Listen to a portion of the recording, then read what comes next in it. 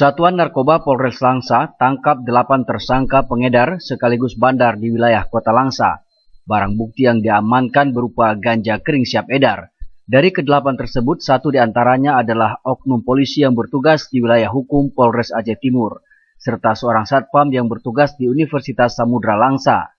Mereka diamankan karena memiliki serta mengedarkan sekaligus mengajak generasi muda untuk menggunakan narkoba di halaman kampus, serta perkampungan yang berada di Kota Langsa. Dari ke-8 tersangka, 2 diantaranya adalah oknum polisi serta satpam, yang masing-masing bertugas di wilayah hukum Polres Aceh Timur serta Universitas Samudra Langsa. Dari hasil tangkapan tersebut, polisi berhasil menyita puluhan paket ganja siap edar, serta setengah kilogram ganja yang masih terbungkus di dalam kertas kantong plastik. Berdasarkan Kapolres Kota Langsa, AKBP Sunaria SIK menyatakan dari ke-8 tersangka itu 2 diantaranya adalah satpam, serta oknum polisi Aceh Timur yang sedang dalam proses persidangan kode etik di Polres setempat. Anggota Polres Aceh Timur ini, dia bisa kita kategorikan sebagai bandar ya.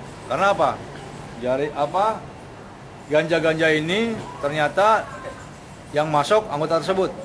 Oknum ini kita koordinasikan dengan Polres tetangga ya, dengan Aceh Timur tentunya kita akan serahkan, kemudian juga kita proses KKE.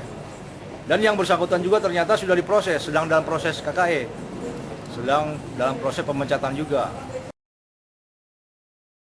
Kini ke-7 tersangka itu akan dikenakan Undang-Undang Narkotika dan 1 oknum kepolisian tersebut akan diserahkan ke Polres bersangkutan sambil menunggu hasil sidang kode etik kepolisian di Polres Aceh Timur.